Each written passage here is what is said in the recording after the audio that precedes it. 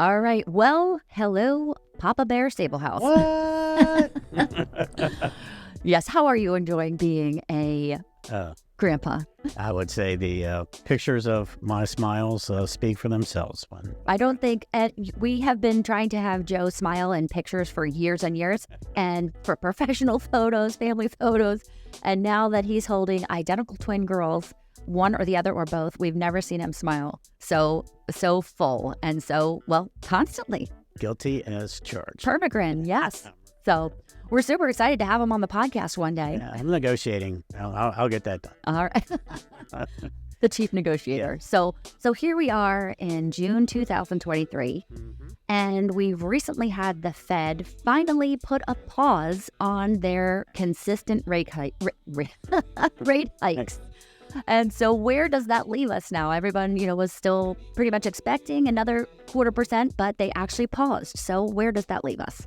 And when we talk about it, we always it's the correlation to what the Fed's doing to mortgage rates. Right. Right. That's our main concern. Real estate, what has to do with credit cards, home equity lines of credit, car payments, that kind of stuff. That's a different subject. And there's so many dynamics with what the Fed does versus how that impacts mortgage rates. It's not one and the same. Correct. Exactly. And we've talked about this before, but just to kind of get everybody caught up where we're at and hopefully where we're going.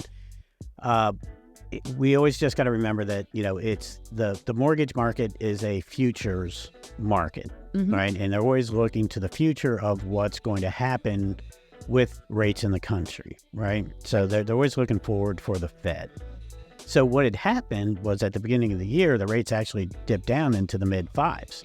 Yes. Because everybody thought that the Fed was going to hike, 3-4 times beginning of the year, get to a point where they're going to pause.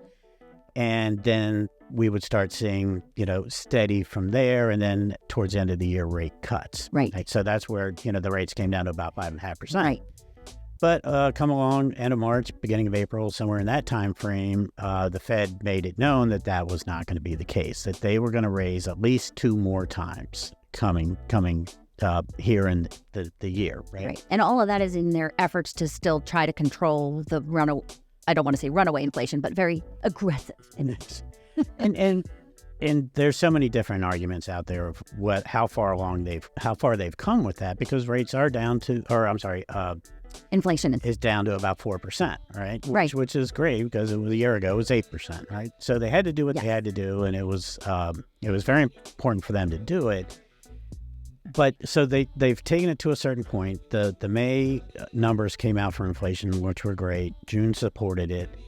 But so what they decided to do is they're pausing. Right. Let's see what we've done. Let's have it take effect. Yep. Okay. So going back just a little bit. So when everybody figured out the Fed was going to hike at least 2 more times, those rates went from 5.5 back up to 6, and we're sitting around 6.75 right now today. Because they always bake that in. Right. So those 2 bumps that they're talking about, those 2.25% rate hikes, are already baked into the mortgage rates at this time.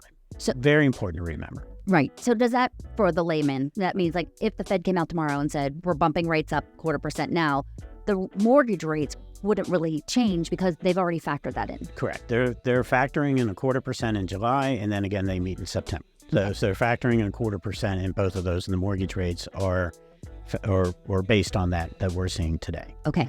However, if the news comes out and inflation is really coming down a lot faster than they think, and they only do 1 rate hike instead of 2, well, then the mortgage rates are going to come down, right? Right. So the big thing we're looking for with the Fed is to get to the point where they're not using the word pause. We're looking for words more like end of cycle, right? We've reached the end of this cycle, right? We've raised rates enough to where we have a control on the inflation that it's going to come back down to our targeted rate of 2%, something like that, which is a little low. But anyway. But that's always been their target. Yeah, but it's such a number, right?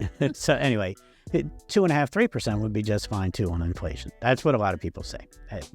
Joe's World, right?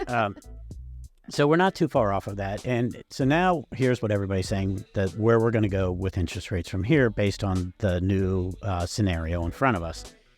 By the we're going to hear that they're done with the rate cycle sometime August, September, somewhere like that they're not going to raise it anymore. They feel they have control on things. Okay.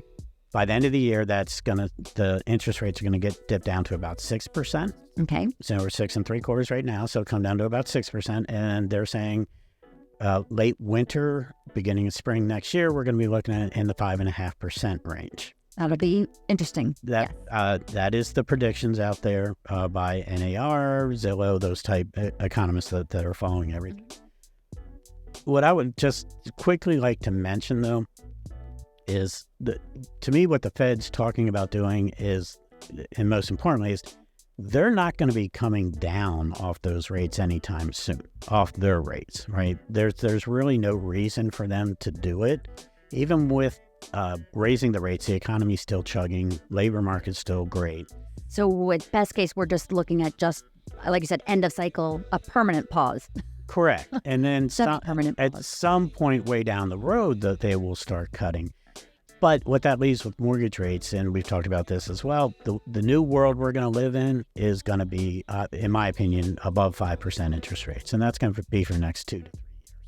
And it does seem what we see out in the market is that people are starting to come to terms with that and just figuring out, what is my mortgage payment going to be and what kind of house can I make work with that? Correct. And the number shock part is over, right? So when we went from 3% to 7.5% in a 3-month period, the shock came in, right? And so the shock of the actual number of the rate is kind of over. Now we're just focused on the economics of it. What is my payment going to be on a monthly basis? Can I afford it? And do I have twins and I need a bigger house? Right. That's yes. So it's all those interesting family dynamics, family household formations, and how that will impact as we move forward. I agree. All right. Well, we will be back again next month with some more timely topics. And thank you so much for joining us. Thank you.